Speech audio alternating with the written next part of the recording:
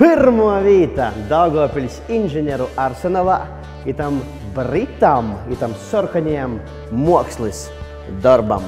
Es dūdu augstāku novērtējumu, ja es itu augstāku novērtējumu dūdu par to, ka, kad es biju mazs puika, Latvijas televīzija rodāja seriālu Viltnīki, Brets Sinklērs un Denijs Vailds. Un Denijs Vailds brauca ar tādu mašīnu.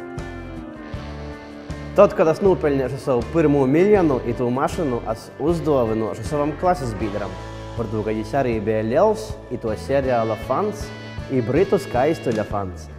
A mums draugs savukārt sūļā man uzdāvināt sezonas abonementu uz jebkuru NHL spēli. 70. gados ar tādām mašīnām brauko aktieri, muzikanti, sportisti.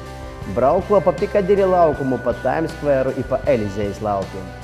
Mūziki ir muni, tā sacāt, dorgi omota broļi, Rolling Stones, Beatles, The Doors.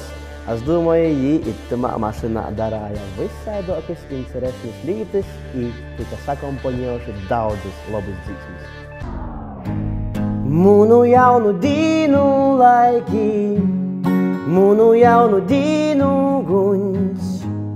Laiks, kas mozgoja visus traipus, visot paliks tikai mums.